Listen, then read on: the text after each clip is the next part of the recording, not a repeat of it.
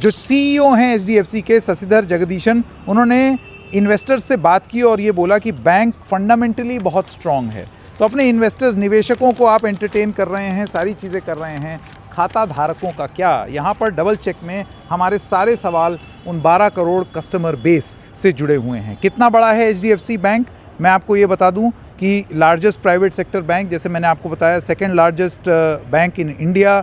मार्च 2026 में अगर मैं आपको बताऊं 43.92 लाख करोड़ टोटल एसेट्स थे, मार्केट कैप 11.77 लाख करोड़ था, 12 करोड़ कस्टमर बेस है और 8300 ब्रांचेज हैं, 8300 ब्रांचेज हैं इस बैंक की। इतना बड़ा बैंक है ये, इतनी सारी ब्रांचेज इसकी हैं।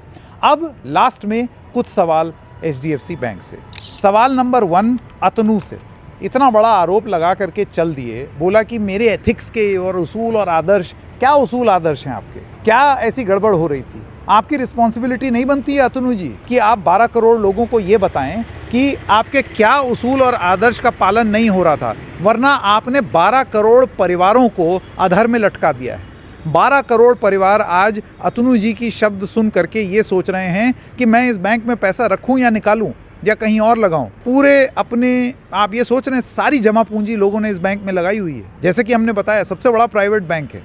इस बैंक में अगर कुछ गड़बड़ हो रही है तो आप समझ सकते हैं अतनु जी कितनी परेशानी की बात होगी लोगों के लिए। तो आपने एक ये जो अजीब सा नेताओं वाला काम किया है, शूट एंड स्कूट, कुछ बोल के निकल गए।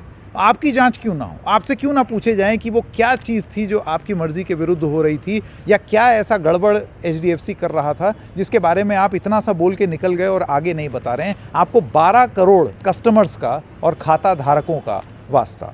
दूसरा सवाल, क्या कोई टाइमलाइन नहीं होनी चाहिए इन्वेस्टिगेशन की? नए लोग आ गए हैं जो इसको देखेंगे, मॉनिटर करेंगे, मिनट्स देखेंगे, लेकिन अगर एक समय सीमा निर्धारित नहीं होगी तब तो ये अनंत काल तक चलती रहे जांच, कैसे पता चलेगा?